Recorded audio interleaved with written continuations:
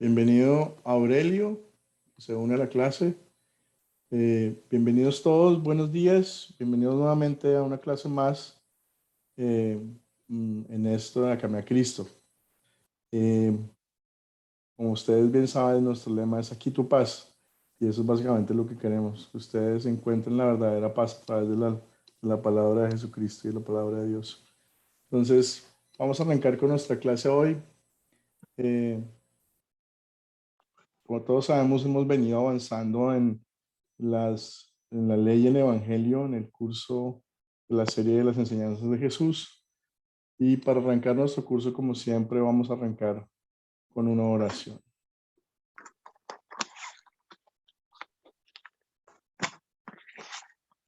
Dice, querido Padre Celestial, nos has dado regalos preciosos que no merecemos.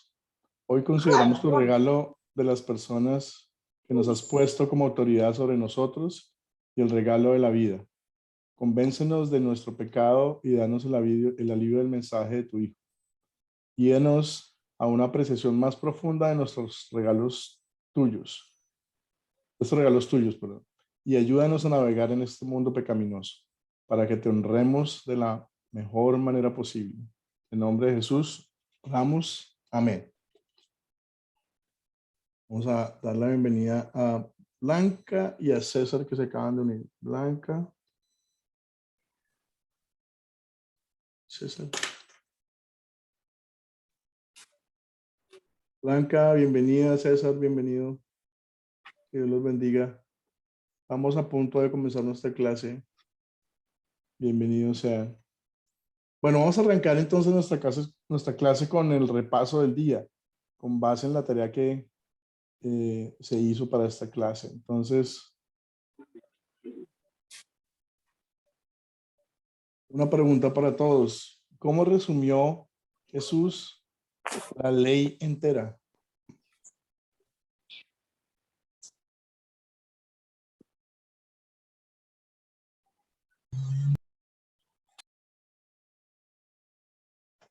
Ama a tu Dios, ama a tu Dios con todo alma, con toda tu mente, con toda tu fuerza y también ama a tu prójimo como a ti mismo. Bienvenida Lisette. ¿Alguien más? ¿Alguien más quiere aportar? Luz. Luz Estela. Pastor, bueno, yo iba a decir prácticamente lo mismo, amar a Dios sobre todas las cosas, por encima de todo, y amar al prójimo. Se centra Jesús en ese mandamiento. Resumió los mandamientos en esos dos. Ama a tu Dios con todo tu alma, con toda tu mente, con toda tu fuerza y ama al prójimo como a ti mismo. Amén. Así es. Jesús hizo un resumen y condensó la ley de Dios en dos partes grandes y fundamentales. ¿Qué es lo más importante del resumen que hizo Jesús? El amor, como regla general, ¿cierto? El amor por Dios, el amor por nuestro prójimo. Y de alguna manera, si ustedes revisan los 10 mandamientos, se podría pensar, o mucha gente lo ha hecho, incluso la iglesia en general, las congregaciones y las iglesias han dividido los mandamientos como en dos partes. Los primeros 3 mandamientos que hablan de mi relación con Dios y lo que Él espera de mí, ¿sí? Y los últimos 7 mandamientos que son los mandamientos que tienen que ver con nuestro prójimo, ¿sí? ¿De qué espera Dios que yo haga con mi prójimo? Pero en realidad, pues, estos dos partes, los primeros 3 y los segundos 7, se pueden resumir perfectamente en lo que Jesús resumió. Amar a Dios con todo nuestro corazón, con toda nuestra alma y con toda nuestra mente, sobre cualquier cosa y amar a nuestro prójimo como a nosotros mismos. Entonces, esa parte es muy importante entender. Aló.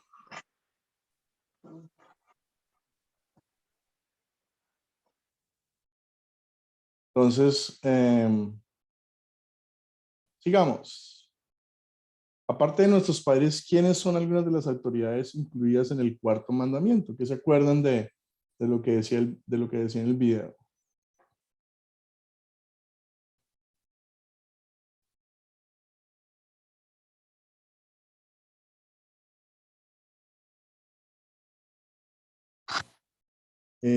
Salvador. Sí, aparte de nuestros padres, Dios nos pide que también obedezcamos al gobierno, la iglesia y en el trabajo. Muy bien. Luz Estela. Bueno, también a nuestros maestros, nuestros pastores, a la policía, o sea, a todos los que, siempre y cuando ellos también lleven la ley, vayan encaminados por la ley de Dios. Efectivamente, como han dicho, de los líderes de la iglesia, de los líderes en el gobierno, los supervisores y jefes nuestros, a la policía, a los maestros, a la gente que hace el control aeroportuario en los aeropuertos, cualquier persona que esté en poder sobre nosotros.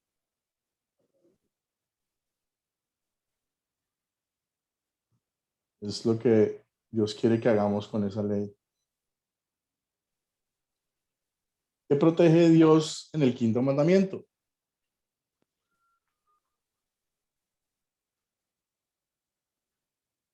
Pues Estela, otra vez tiene la manito arriba.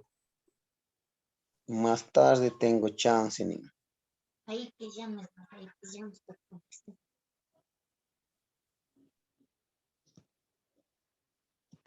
Pues Estela.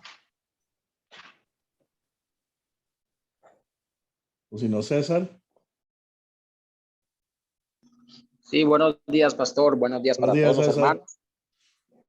Sí, para aquí lo que el Señor básicamente está queriendo, digamos, apreciar o es la vida, digamos que para que no se acabe con la vida de nadie, nadie mate a nadie, es lo que está el Señor ahí valorando mucho. Okay, muy bien, muchas gracias, César.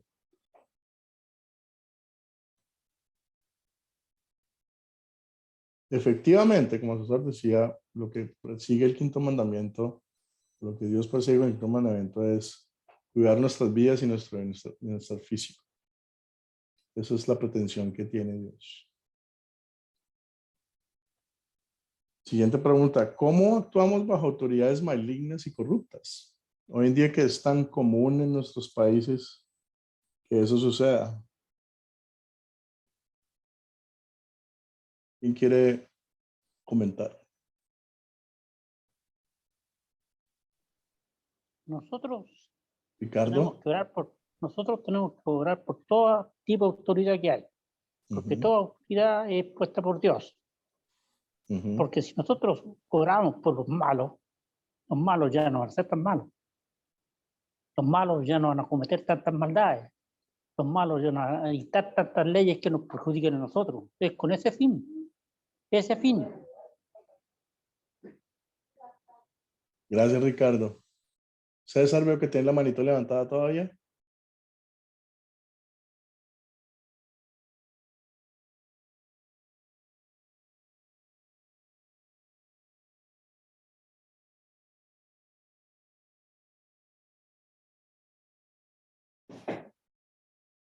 César.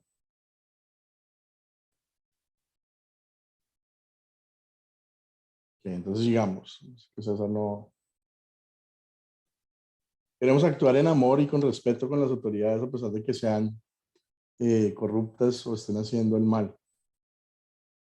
También nuestra responsabilidad es negarnos a actuar cuando estén en contra de la voluntad de Dios. Cuando ellos quieren que se haga algo en contra de la ley de Dios. Estamos en el deber de negarnos a actuar de esa manera. Pero también, de alguna forma, es muy importante para nosotros como cristianos usar los medios legales establecidos para influenciar a los líderes. Si hay una ley que nos perjudica, si hay algo que nos oprime, podríamos usar los medios que existen en nuestros países para lograrlo. Ir a donde un senador, ir a donde un representante de la Cámara, utilizar los procedimientos o leyes vigentes para poder lograr los cambios si así se quiere, siempre respetando la autoridad, que es lo que Dios quiere.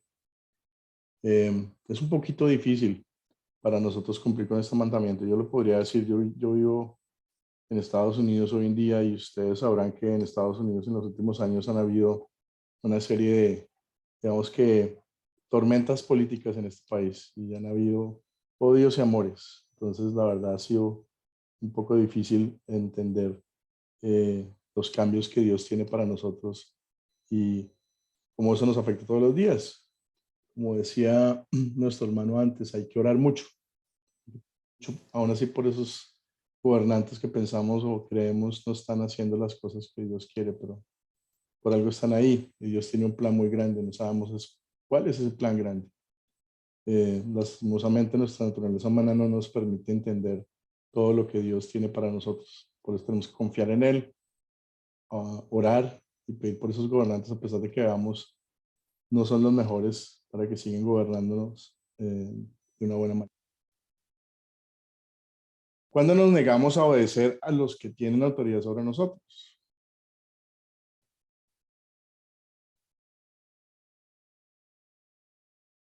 ¿Alguna opinión al respecto? Ricardo. Cuando nos hace algo que va contra la enseñanza bíblica. Así como Pablo y Bernabé se les obligó a no predicar más de Jesucristo, ellos dijeron que no, es mejor obedecer a Dios que a los hombres. ¿Alguien más?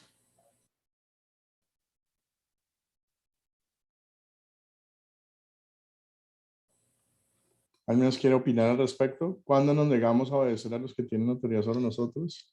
¿En qué circunstancias?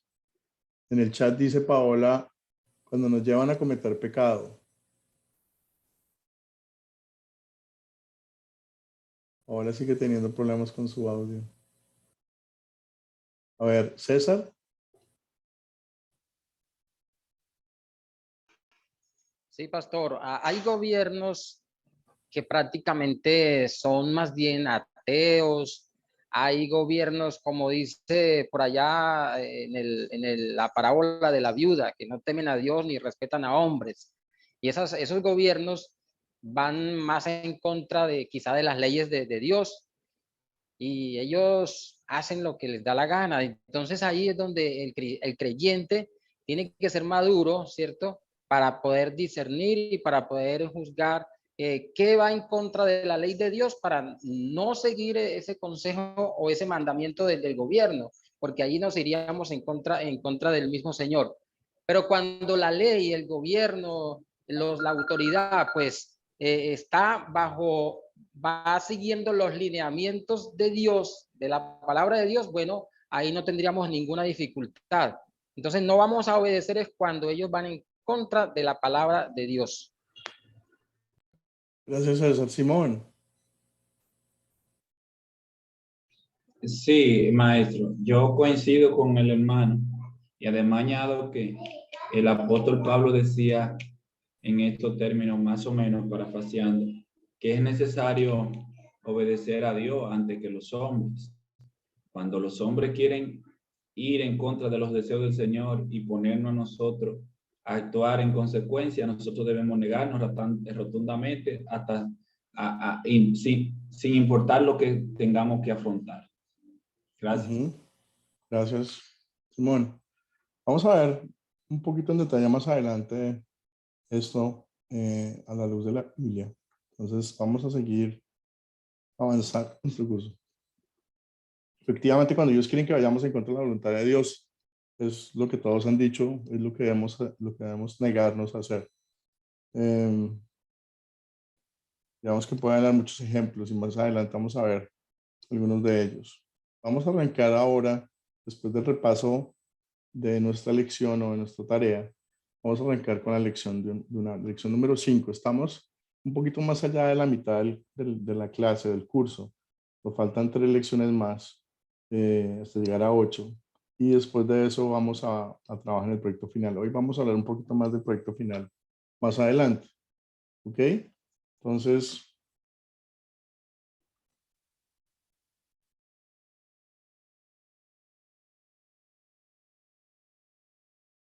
el cuarto mandamiento, como hemos visto en la tarea, básicamente nos llama no solamente a hacerle caso a las autoridades que tenemos en nuestra casa, ¿sí? El mandamiento habla específicamente de honrar a padre y madre, pero Dios está queriendo que nosotros honremos a todas las autoridades sobre esta tierra. Ya hemos hablado de que eso incluye a la policía, eso incluye a los maestros, eso incluye a nuestro jefe en el trabajo, eso incluye a mi padre, incluye a mi madre, incluye incluso a mi hermano mayor, si es que tengo uno, o mi hermana mayor, si es que tengo uno. El cuarto mandamiento de Dios habla acerca de nuestra relación con los que tienen autoridad sobre nosotros. Podrían no ser líderes perfectos, pero son líderes que Dios nos ha dado. Dios quiere que les honremos, les sirvamos, les amemos y le obedezcamos. O sea, es cómo quiere Dios que nos proyectemos hacia arriba con la gente que nos puede tener la autoridad.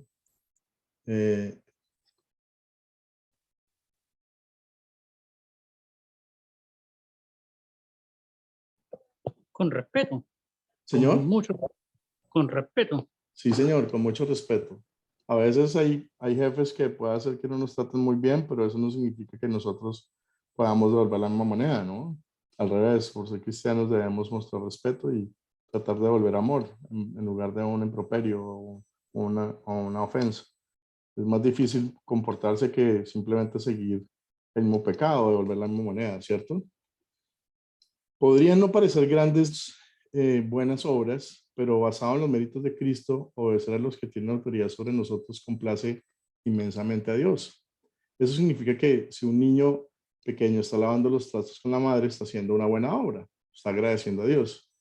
Significa que hacer nuestras tareas de trabajo sin importar lo trivial es una gran obra para los ojos de Dios.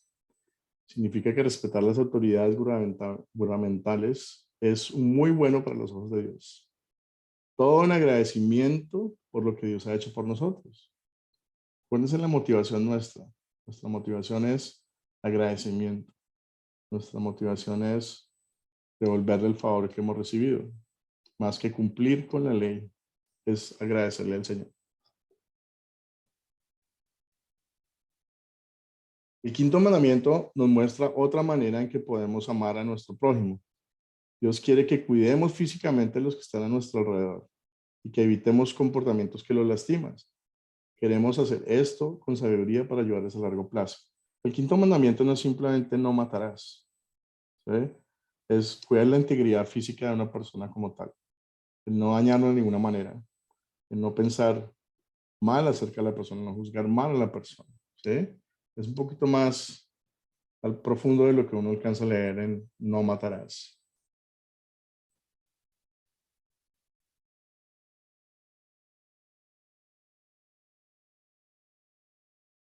Mientras consideramos nuestras acciones con los que nos rodean, nos llamarán la atención nuestros pecados. Esta es la ley de Dios obrando en nuestros corazones. Nos prepara para el mensaje del Salvador. Jesús obedeció perfectamente el cuarto y el quinto mandamiento por nosotros, como nuestro sustituto a los ojos de Dios, ya que no los hemos obedecido perfectamente. Y nos perdona las ocasiones en que hemos pecado contra estos mandamientos, porque Él murió para pagar la deuda de nuestros pecados. Estas buenas noticias nos dan gozo y son las que nos motiva a agradecer a Dios con nuestras vidas. Ninguno de nosotros ha sido perfectamente cumplidor del cuarto ni el quinto mandamiento. Y creo que todos ustedes, si se miran en el espejo, van a poder llegar a la misma conclusión. No es posible. Aún así, yo bajé mi cabeza y le digo a mi jefe, sí, señor, tiene razón. Si en mi cabeza estoy pensando otra cosa diferente a lo que estoy haciendo, estoy pecando contra el cuarto mandamiento. Igual si tengo una furia contra una persona que no manifiesto verbalmente o físicamente, pero que estoy pensando, estoy faltando al quinto mandamiento. O sea, es bien difícil ser perfecto como Dios quiere, ser perfecto como Jesús en estos dos mandamientos. Es bien complicado. Estos mandamientos nos llaman a entender por qué necesitamos un Salvador y no simplemente podemos nosotros hacerlo. ¿Ok? Vamos a la serie de preguntas de nuestra lección. La primera pregunta. ¿Está mal que los gobiernos practiquen la pena de muerte? ¿Ustedes qué creen?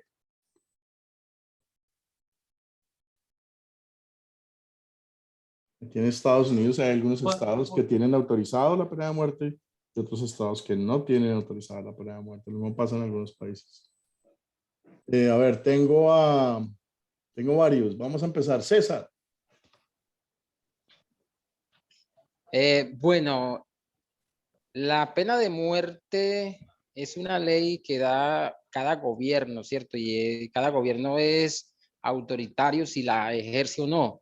Entonces yo creo que desde el punto de vista de la autoridad como tal, del gobierno, pues si ellos la tienen como una ley, pena de muerte para un criminal, para un violador, para una persona pues que ha hecho cosas malas y ellos optan por declarar una pena de muerte, yo digo, pastor, que es legal. Es legal porque es la autoridad delegada por Dios. Entonces, en ese sentido, pues yo creo que no hay ningún problema, siendo que es directamente del gobierno establecido legalmente. Esa es mi opinión, pastor. Gracias, César. Salvador. Sí, pues opino lo mismo que el hermano y quisiera agregar que si lo podemos ver de dos formas, tanto como humanamente como bíblicamente, y pues bíblicamente, pues si vamos al Antiguo Testamento vamos a ver casos de que se habla sobre la pena de muerte en algunos casos que se cometan delitos, y uno también muy conocido es cuando quisieron apedrear a la mujer adúltera, que pues a la apedrearla pues puede morir la persona. Y lamentablemente hay veces que, como aquí en Estados Unidos, como lo comentó usted, hay estados que no lo permiten, porque hay veces que la ley del hombre no es exacta y hay veces que nos equivocamos al juzgar a la persona. Y por esas cosas es que se evita en algunos estados, algunos gobiernos evitan hacer eso para no equivocarse, pero pienso yo que pues no está mal en algún sentido, porque aparte eso es algo que no nos debe preocupar, porque pues, si la persona se arrepiente de lo que ha hecho y pide perdón ante Dios, pues Dios nos dice que no temamos a que nos pueda hacer daño quien mate el cuerpo, porque pues Dios nos va a dar una vida eterna. Muy bien, gracias. Carpio. Buenas tardes. Buenas tardes. Sí, creo que es antibíblico porque la Biblia dice que solo Dios debe disponer de la vida humana. Entonces no debemos anteponer la ley civil, que es la ley de los gobiernos, por encima de la ley bíblica. Y la ley bíblica lo que nos dice es que nadie puede disponer de una vida sino el mismo Dios. No sé si estoy errado, pero es lo que me parece. Sí, gracias, Carpio. Vamos a mirar lo que dice la Biblia al respecto, ¿ok? Con eso liberamos todas las dudas. Simón. Ok, yo pienso, pastor, que depende de qué punto de vista nosotros lo veamos esa muerte. Si es desde el punto de vista vamos a decir, del evangelio y del punto de vista espiritual, pues nadie tiene el derecho de quitar la vida a nadie. Además, todo el mundo tiene la oportunidad de redimirse en Cristo. Pero desde el punto de vista legal, estatal, si ya se estableció de una manera, diríamos, por medio de ley, y una persona es juzgado y es encontrado culpable, y se le da ese castigo, o sea, está correcto, pero si se arrepiente, esa persona de su pecado espiritualmente pudiera ser redimido, aunque perdiera su alma, aunque perdiera su cuerpo, que diga. Gracias. Gracias, Simón. Ricardo.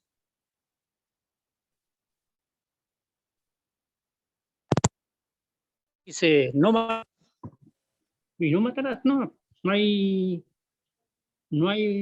porque lo que dice Dios, las demás opiniones son del hombre y el hombre usted sabe que es variable. Un mismo gobierno puede decir, vamos a matarlo, y después el ratito dice, no lo vamos a matar, es variable.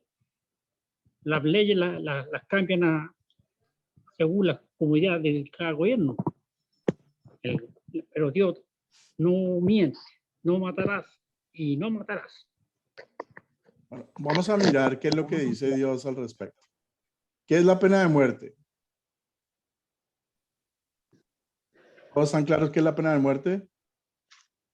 La práctica de un gobierno en ejecutar personas por ciertos crímenes, ¿no? De castigar a una persona con la muerte física por haber cometido un delito. ¿Ok? Ahí estamos todos claros. ¿Qué dice la Escritura acerca del derecho del gobierno para usar la pena de muerte? Aquí es donde vamos a ver qué dice la Escritura, qué dice Dios al respecto. En Romanos 13:1-4 dice: todos debemos someternos a las autoridades, pues no hay autoridad que no venga de Dios. Las autoridades que hay han sido establecidas por Dios. Por lo tanto, aquel que se opone a la autoridad en realidad se opone a lo establecido por Dios. Y los que se oponen acarrean condenación sobre ellos mismos. Porque los gobernantes no están para infundir temor a los que hacen lo bueno, sino a los que hacen lo malo. ¿Quieres vivir sin miedo a la autoridad? Haz lo bueno y tendrás su aprobación, pues la autoridad está al servicio de Dios para tu bien. Pero si haces lo malo, entonces sí debes temer, porque no lleva la espada en vano, sino que está al servicio de Dios para darle su merecido al que hace lo malo. Porque no lleva la espada en vano. ¿Para qué un soldado tiene una espada?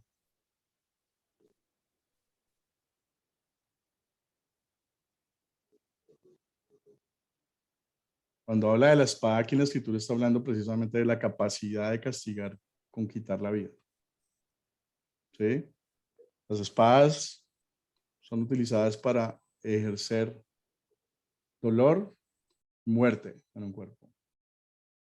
Entonces, Dios ha autorizado al gobierno para ejercer ese derecho si se quiere.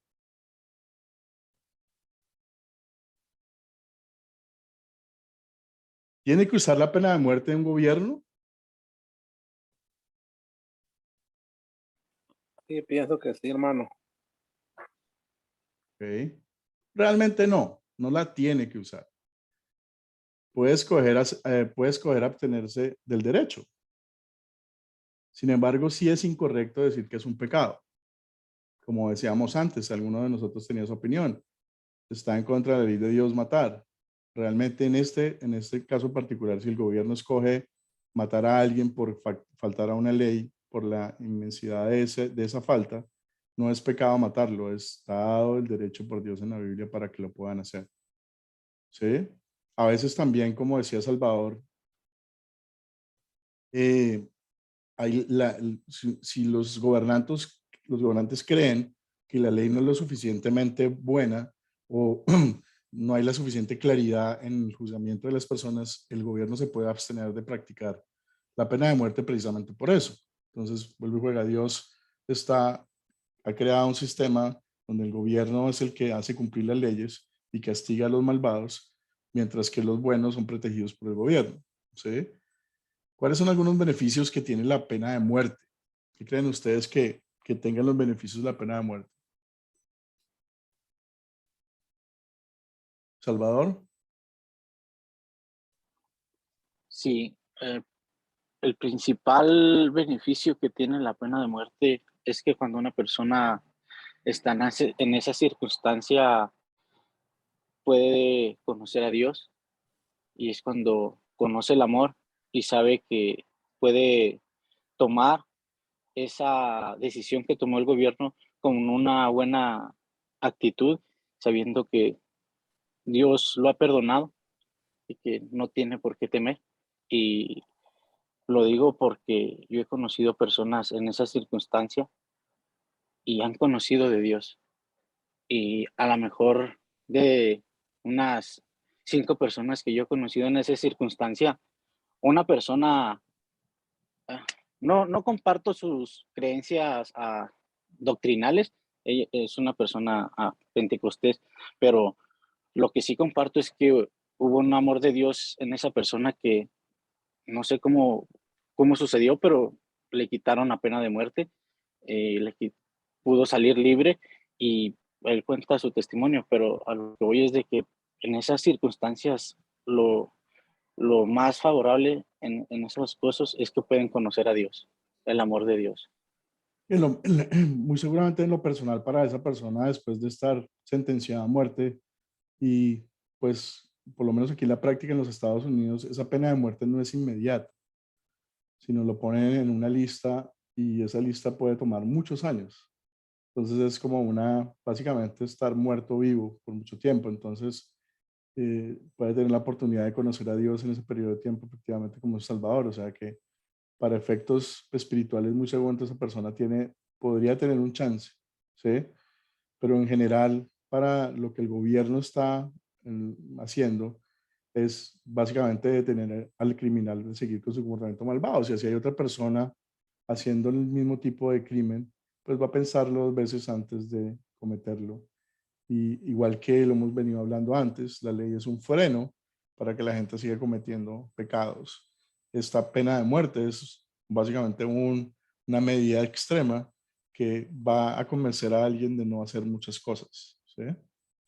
Y vuelve a jugar como como freno. Entonces, la pena de muerte tiene esos beneficios, más el que hablamos de que la persona pueda ser salvada. ¿Bajo qué circunstancias podría un gobierno elegir no usar la pena de muerte? Ya hemos hablado de eso.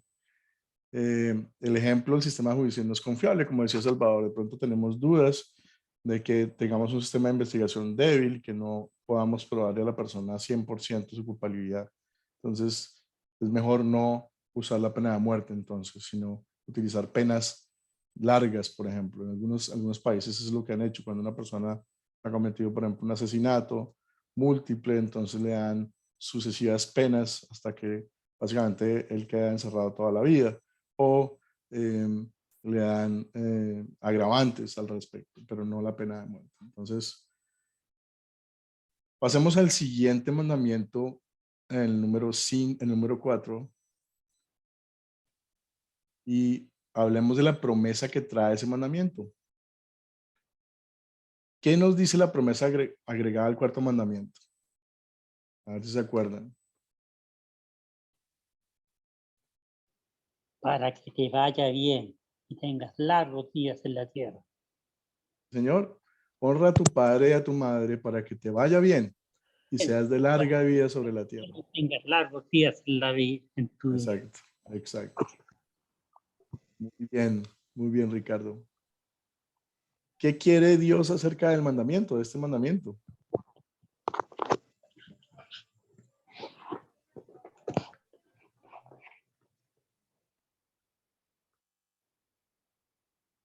¿Qué quiere Dios que nosotros tengamos a través de esa promesa en ese mandamiento? Salvador.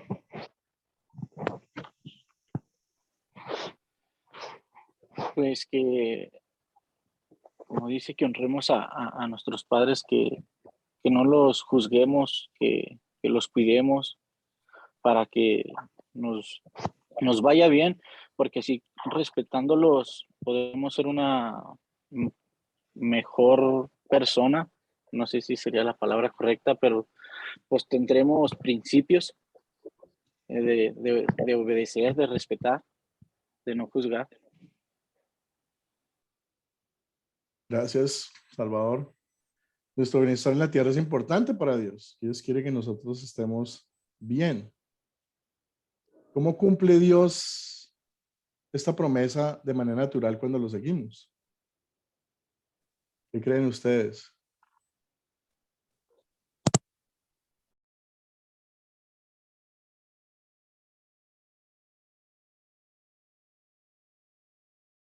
Ricardo.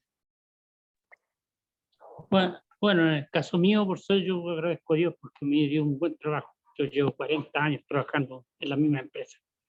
He podido educar a mis hijos, he podido construir una casa, he tenido tranquilidad de tener 40 años, todos los meses tu sueldo seguro, nunca tener problemas de plata. mi hijo nunca me han visto cesante, tener buena salud. Todo eso son bendiciones que da, proporciona Dios. Muy bien, alabado sea el Señor, Ricardo. En general, cuando escuchamos a las autoridades y las obedecemos, vienen bendiciones terrenales. Si sigo el consejo sabio de mis padres al elegir un cónyuge, es probable que disfrute de la relación feliz. Si sigo el modelo de estudiar en mi maestro, es probable que aprenda más. Si obedezco las leyes de tránsito, es probable que no me accidente. Sí, o sea que básicamente si nosotros seguimos las leyes, si nosotros somos unos buenos ciudadanos, si nosotros escuchamos a nuestros ancianos o a nuestros padres, pues eso es la bendición de Dios. ¿Sí? Que depende de que nosotros escuchamos y hagamos lo que tenemos que hacer. Luego, si sigo el consejo de mis padres, esa promesa empieza a manifestarse. No hay garantía, ¿no? Es una promesa que si sigo al maestro, puedo tener mejores notas, puedo tener mejores calificaciones, podría obtener un buen trabajo, podría de pronto mejorar mis habilidades y tener un trabajo más tranquilo. Como decía también, si obedezco las leyes de tránsito es posible que no me estrelle, ¿cierto? Es posible que si yo respeto que el verde es verde y el rojo es rojo y no me pasa un amarillo, pues es muy posible que no me estrelle. Entonces, esa es la promesa que viene con este mandamiento. Si yo cumplo con las autoridades y cumplo las reglas, pues me va a ir bien. Como decía la lectura, no temas de la autoridad del gobierno. Si te portas bien, no tienes nada que temer. El problema es cuando te portas mal, ¿sí? Cuando no cumples con la ley. Ahí sí, el gobierno te va a perseguir. ¿En algún momento puedo exigir que Dios me dé una vida larga y próspera en la tierra porque yo obedezco a los que tienen autoridad sobre mí?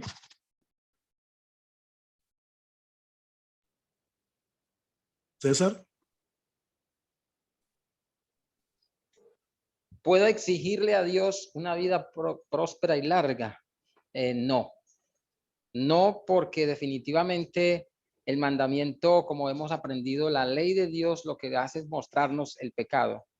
Entonces, de una u otra manera, no somos tan obedientes a nuestros padres, de alguna manera fallamos, menos a las autoridades, a los maestros, a la policía, siempre quedamos en deuda. Y por lo tanto, no merecemos exigirle a Dios tal bendición. Dios nos las da por su amor y misericordia, ¿cierto? Porque Él es bueno, pero nosotros como tales no podemos exigirle porque realmente no hemos cumplido la ley como él quiere que la cumplamos. El único que la cumplió en ese caso fue su Hijo Jesús. Muy bien, muy bien. ¿Alguien más? ¿Salvador? Sí, como opinaba el hermano, pues sí, no podemos exigir nada a Dios. Creo que el obedecer a nuestras autoridades es un deber, tanto como obedecer a la autoridad del gobierno, es un deber que tenemos como ciudadano, que debemos seguir las reglas. No es algo que porque, pues lo estoy siguiendo, puedo exigirle a Dios que me dé, no. Y al igual, si obedezco en la iglesia, a mis líderes como pastor, a las autoridades que están sobre mí, debo de obedecerlas porque es mi deber como cristiano, como hijo de Dios, obedecer a las personas que Dios puso como autoridad, como guías, y no por eso voy a exigirle a Dios, sino al contrario, debo de entender que es mi deber. Ricardo. No, porque Dios es soberano y a Él no se le puede exigir nada. Uh-huh. Y más que nosotros no podamos exigir es el punto que tocó un poco César, lo tocó muy bien, y es que no hay nada de lo que nosotros hagamos que es perfecto ante los ojos de Dios. Luego, si no tenemos la perfección que Dios exige, pues no podemos ir a exigirle nada a Dios. ¿Sí? Porque no somos lo que Él quiere, ni seremos lo que Él quiere. El único que ha podido hacerlo perfectamente ha sido su Hijo Jesucristo, que vino a reemplazarnos y a darnos la salvación porque somos incapaces de obtenerla. Entonces, no tenemos ningún tipo de privilegio ni tenemos ningún tipo de mérito en ir a Dios a pedirle nada. En Isaías 64:6 habla de que nuestras obras todos son trapos de inmundicia. No nos jactemos ante Dios a la obediencia que realmente nunca tenemos, ¿no? Aún así vivamos una larga vida, todas nuestras obras, ustedes las revisan una por una, si las revisamos una por una, ante el espejo de la ley, vamos a encontrar que en algún momento nuestra naturaleza humana la dañó. No es perfecta, no va a ser perfecta. Y muchas veces el querer precisamente presentar esas obras como las cuentas que estamos pagando es lo que hace precisamente todo que vaya en contra de Dios. Entonces, la respuesta a esto, como ustedes han dicho, es no. Y en Isaías 64:6, ustedes leen Isaías 64:6, habla de que nuestras obras son como trapos de inmundicia, así lo llama perfectamente, trapos de inmundicia. Para Dios, todo lo que hacemos en esta tierra, nosotros agradamos con ciertas cosas, pero realmente les agradamos con muchas otras que no podemos manejar. Yo les decía a ustedes en una clase anterior, si yo cruzando una calle, extiendo mi mano a una persona con necesidad y le hago cruzar la calle, y al terminar de cruzar la calle volteé a mirar, ay, ojalá alguien me vea cómo soy de buena persona, ahí se fue mi buena obra. ¿Sí? Nuestra naturaleza humana siempre nos hace caer, y la razón por la cual nos hace caer es porque le damos la gloria al que no la tiene. ¿Quién tiene la gloria? Dios tiene la gloria, no somos nosotros los que tienen la gloria. Dios es el que hace que las cosas pasen y sean posibles en mi vida, no yo. Y eso es lo más importante para reconocer. Ahora vamos a, perdón, un momentico que mi mouse me está jugando sucio. ¿Qué aprendemos acerca del pecado en los siguientes pasajes bíblicos? Vamos a leer unos pasajes bíblicos y vamos a tratar de entender qué pecado podemos encontrar que nos muestra esos pasajes bíblicos. Entonces yo le voy a pedir a alguien que lea el primero. Entonces, ¿quién quiere leer el primero?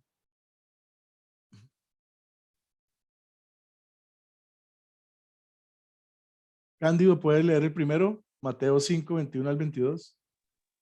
Sí.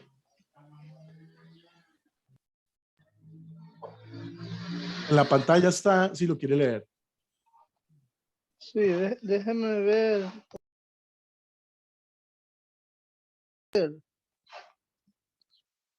Me sale pequeñito.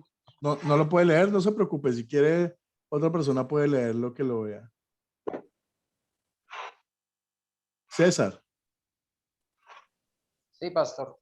Bueno, dice que ustedes han oído que se dijo a los antiguos, no matarás, y que cualquiera que matare será culpable de juicio.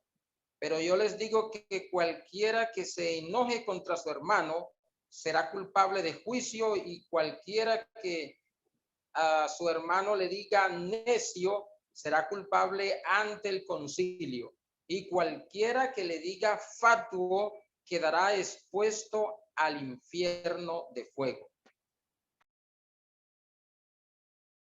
¿Qué ven ustedes en esta lectura bíblica? O sea, ¿qué pecado estamos hablando? Está hablando del pecado contra qué mandamiento.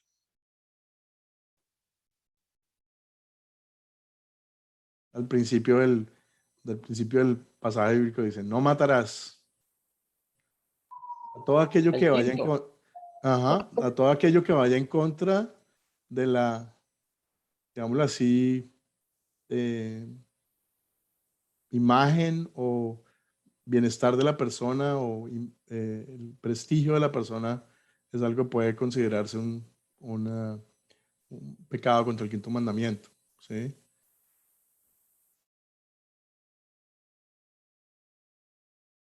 ¿Preguntas hasta ahí? Vamos a leer el siguiente. ¿Quién quiere leer Proverbios 30:17? Si quiere yo, pastor. Listo, Luz Estela, dale. ¿A quién mira con desprecio a su padre y tiene en poco perdón. A quien mira con desprecio a su padre y tiene en poco la enseñanza de la madre, que los cuervos del valle le saquen los ojos, que los aguiluchos se lo coman vivo. ¿A qué mandamiento está haciendo menciona este pasaje bíblico? El de matar, ¿no? No. El quinto mandamiento, ¿no? No, el cuarto mandamiento. Ah, El perdón. cuarto. Cuarto Sí, mandamiento. perdón, el cuarto, el cuarto. Ujú. Honrar a su padre y a su madre. Ah, exactamente. Y aquí dice básicamente el que hace lo contrario, en vez de irle bien, le va mal. Básicamente, que los cuervos del valle le saquen los ojos, que los aguiluchos se lo coman vivo, o sea, que le caiga todo encima por hacer lo que hace. O sea, esto es básicamente, aquí no hay promesas, sino hay la ley completa en el sentido de estar la descripción del pecado y el castigo del pecado. ¿Sí? ¿Creen ustedes que Dios toma en serio el pecado? Muy en serio. Ujú. El Señor toma muy en serio el pecado. Si tomamos el pecado a la ligera, necesitamos examinar nuestros corazones, ¿sí? ¿No es cierto? Algunas iglesias que hablan de pecados veniales y otras que hablan de pecados mortales. Realmente no hay una clasificación en el pecado, ¿no? Todos los pecados son exactamente iguales. Es igual de pecador aquella persona que mata a 20 personas un día de furia a aquel que miente a su prójimo. Es exactamente el mismo pecado. Por eso es que no podemos creernos mejores que otros, porque no somos tan pecadores como fulano. ¿Recuerdan? Jesús le decía a un publicano, es muy fácil ver la paja en el ojo ajeno y no la estaca en el ojo propio. Es algo parecido a eso. Nosotros no podemos clasificar los pecados entre los chiquitos y los grandes, de los no tan serios a los menos serios. Todos son pecados, todos nos condenan. Y somos pecadores y necesitamos un Salvador. Entonces, Dios toma en serio el pecado, lo toma demasiado en serio. Hay que tener cuidado cuando creemos que no. ¿Ok? Muy Lo importante. toma tan en serio que por eso mandó a su hijo para resarcirnos de ese pecado. Exactamente. Es tan serio que Él sabe que nosotros no somos capaces de liberarnos de Él. Y no somos capaces de cumplir lo que Él dice. Y precisamente por esa seriedad del pecado, Él mandó a su hijo a salvarnos. ¿Qué creen que tan profundo o qué tan arraigado está el pecado en nosotros? ¿Qué creen ustedes? Ricardo, veo que la manita la tiene levantada, lo mismo César.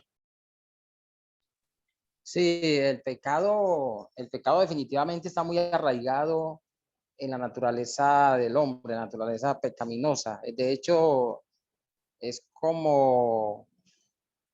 ¿qué le digo? Es como que viene en la sangre. Pienso que al ser heredada de los primeros padres, pues está con nosotros hasta la muerte. Y por eso es tan complicado, tan difícil despojarnos totalmente del pecado. Y por eso tuvo que morir Cristo definitivamente por nosotros para no solamente pagar por los pecados, sino para declararnos justos sin merecerlo a través de la obediencia y esa vida perfecta de Jesús. Pastor, hablando ahorita de que usted decía de que los pecados todos son iguales, es verdad, pero siempre hay como algo que me hace acordar una de las cartas de Juan, que Juan habla sobre unos pecados que son de muerte, otros pecados que no son. Ahí siempre he tenido yo una dificultad.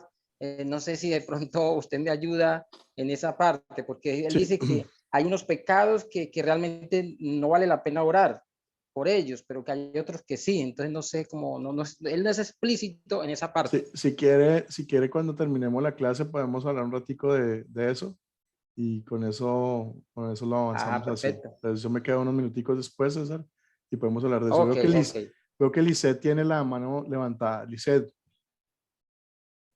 Quería aportar, pues, de acuerdo a la pregunta que está ahí en el slide, que dice que qué tan profundo está, qué tan arraigado está el pecado en nosotros.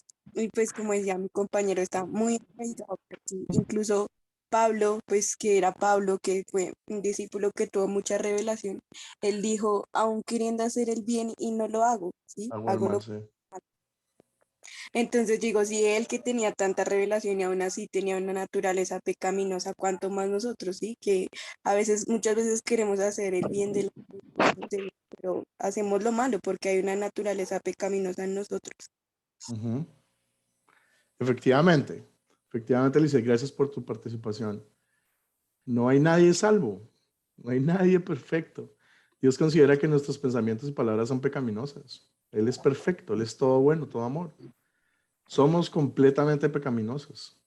El pecado viene del corazón, como indica Mateo 15, 19 al 20 dice, porque del corazón salen los malos deseos, los homicidios, los adulterios, las fornicaciones, los robos, los falsos testimonios, las blasfemias. Estas son cosas que nos contaminan al hombre. El comer sin lavarse las manos no contamina a nadie. La ley de lavarse las manos no contaminaba a nadie. Efectivamente, el pecado está en todas partes de nosotros, en lo que hacemos, en lo que pensamos, en lo que hablamos. En todo lo que hacemos está el pecado, siempre está alrededor nuestro. Por eso es que somos incapaces de salvarnos, por eso es que Jesús tuvo que venir a salvarnos. ¿Sí? Aquí vuelve y muestra Mateo otra vez.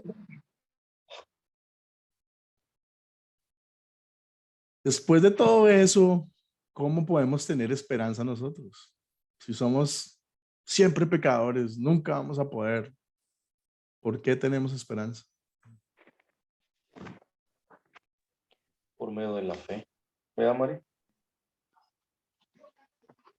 Juan Gonzalo.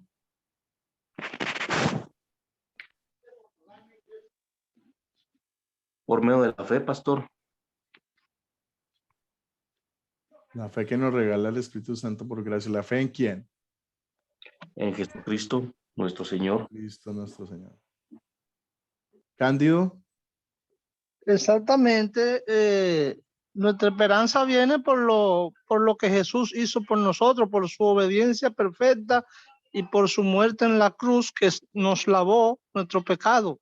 Él estuvo ahí por nosotros. Él recibió el castigo que nosotros merecemos y es el trabajo que Dios ve como limpio y perfecto, el que hizo Jesús por nosotros. Es el que Él puede recibir. Muy bien, Cándido. César. Exactamente igual a lo del hermano. Nuestra esperanza no es por nosotros, es por lo que hizo nuestro Señor Jesús. En Romanos 5:1 dice que justificados pues por la fe tenemos paz para con Dios y es por medio de nuestro Señor Jesucristo. De manera que esa es la esperanza que nos llena de gozo, de alegría, de saber que nuestra salvación no la ganamos nosotros, imperfectos, sino que la ganó Jesús, el Hijo de Dios, el perfecto, y en esa esperanza nos gloriamos, hermano. Sí, señor. Efectivamente, si dependiera de nosotros, estamos todos condenados. El gran mensaje de esperanza es que esto no depende de nosotros. Que vino Jesús y nos reemplazó perfectamente, cumplió la ley perfectamente. Él es el reemplazo y nos ha lavado frente a Dios. Somos puros ante Dios por Jesucristo. No depende de nosotros, depende de Jesús exclusivamente. La primera de Pedro 2:2 dice, Cristo no cometió ningún pecado, ni hubo ningún engaño en su boca. Y eso nos da la garantía de que Él sí pudo vencer al pecado. ¿Alguna pregunta hasta ahí? ¿Estamos claros? ¿Quién hace posible una buena relación con Dios? Les pregunto. Jesús. Jesús. Exclusivamente Jesús. ¿Por qué Jesús hace una buena relación con nosotros? ¿Por qué Jesús nos da una buena relación con Dios? Perdón. ¿Por qué? ¿Cuál es la razón? Porque fue el único capaz de cumplir con la ley. Es el único que pudo vencer la paga del pecado. ¿Qué más hizo Jesús además de cumplir perfectamente con la ley? ¿Qué más hizo Jesús? Que murió en la cruz por nosotros. Nos reemplazó a nosotros y recibió el castigo que hubiéramos merecido. Exactamente. Venció a la muerte y resucitó por nosotros. ¿Ok? Lo más importante. Jesús es la respuesta. Él fue perfectamente puro en nuestro lugar. ¿Ok? Eso es muy importante para nosotros. Es lo que nos da la tranquilidad de estar felices todos los días, de poder seguir agradeciendo al Señor, de poder seguirlo bendiciendo con nuestras acciones, no porque queremos o porque nos toca o porque debemos, sino porque estamos agradecidos con Dios por el beneficio tan grande que tenemos de tener hoy nuestra casa en el cielo, ya lista y arreglada para nosotros, esperándonos simplemente. Ese es un beneficio que no podemos terminar de pagar. Por eso es importante agradecidamente devolverle el favor al Señor. Entonces vamos a... Exacto. De ahí viene nuestra tranquilidad y nuestra seguridad, porque no es algo que está en nuestras manos. Si estuviese en nuestras manos, entonces nosotros estuviésemos intranquilos, porque como somos imperfectos, ¿cómo vamos a poder lograr lo que la ley nos manda? Es imposible. Bien lo Es dice imposible. Santiago 2:10, que el que cumpliere toda la ley, pero faltara en un solo punto, se hace culpable de todos. Entonces, Exactamente. por ahí vamos. Exactamente, Cándido. Veo que Juan Gonzalo está levantando la manito. Sí, pastor. Tengo una pregunta y tengo una duda, pastor. Dígame. En el caso de los hermanos que se acercan y se congregan y se arrepienten de sus pecados, hay hermanos que vuelven al mundo y vuelven a cometer los pecados que antes cometían. Vuelven a cometer los mismos pecados. ¿Jesucristo los vuelve a perdonar? ¿Jesús los vuelve a perdonar, pastor? Sí. El pecador vuelve a ser perdonado si se arrepiente de lo que está cometiendo. Y lo que sucede con un pecador en la medida que va avanzando, con nosotros como pecadores, en la medida que vas avanzando en el camino espiritual, es que, digamos que la profundidad del pecado, se puede decir, empieza de alguna manera a disminuir. Entre más cerca estás a Jesús, más lejos estás del pecado. Es como si caminaras en lados opuestos, caminas 180 grados de diferencia. Luego, cuando caminas hacia el pecado, te alejas de Jesucristo. Pero si tú vuelves a arrepentir y te acercas a Jesucristo, ¿sí? Y ese perdón no lo pierdes, ¿sí? A pesar de que sigues pecando, ¿sí? La diferencia puede estar en bajo qué contexto sigues pecando. El diablo es muy poderoso. Entonces, para un hombre, por ejemplo, tal vez pecados de sexualidad o de abusos sexuales o de ver pornografía pueda ser una cosa que usted vaya y le ofrezca a Dios como arrepentimiento. Pero el hecho de que usted no vea pornografía y que mañana de pronto, por ejemplo, esté viendo a alguien en el centro comercial, es el mismo pecado, ¿sí? Exactamente el mismo pecado. El pensamiento en su cabeza es el mismo, pero también su arrepentimiento tal vez llega más pronto. Entonces, yo le podría contestar a usted la pregunta diciéndole a aquella persona que vaya y hace exactamente el mismo pecado, Dios lo perdona, Jesús lo perdona. Yo le diría es más bien, no estoy seguro que esa persona cometa esa misma profundidad de pecado. Muy seguramente va a pecar bajo el mismo mandamiento, pero si está creciendo en la fe de Jesucristo, seguramente va, como que la intensidad, se puede decir, es diferente. ¿Sí me entiende? O sea, cuando usted se entrega al pecado, al mismo pecado siempre, y regresa, no está siendo un pecador arrepentido. Luego está teniendo problemas espirituales. No necesariamente eso le va a quitar la salvación, porque estás perdonado a pesar de todo lo que has hecho. Lo que hablamos en una sesión anterior, el hecho de que tú tengas el perdón de tus pecados ya garantizado y tu puesto en el cielo, no te da la licencia para pecar, ¿sí? Pero no es por la licencia para pecar que no lo haces, sino por agradecimiento. Entonces, es un poquito complicado, digamos, que juzgar al prójimo en ese sentido. Lo que podemos hacer es rezar por esa persona para que Dios lo ayude y para que siga en su batalla contra ese pecado. Y usted lo puede ver, y digamos que es muy fácil, lo que les decía anteriormente, es muy fácil ver lo que los demás no hacen bien, pero es difícil ver lo que yo no hago bien. Entonces es muy fácil pretender y decir, fulano de tal es un tipo de mal carácter, por ejemplo, y va a la iglesia y todos los domingos y se arrepiente, igual sigue tratando mal a todo el mundo. Esa persona, sí, usted está juzgando. Usted está juzgando. Claro. Usted no entiende realmente qué está detrás de todo eso. de pronto el Señor tiene un problema complicado que hace que eso pase. Entonces es mejor rezar por él para que lo ayude el Señor a liberarse de ese pecado que se le ve, ¿sí? Pero no se puede juzgar que la otra profundidad para hasta dónde va, ¿sí? Entonces yo le diría que la respuesta a su primera pregunta es sí. Dios vuelve y los perdona, así como Jesús le dijo a Pedro. Y Pedro le preguntaba cuántas veces debía perdonar al prójimo. No sé si se acuerdan cuántas veces le dijo.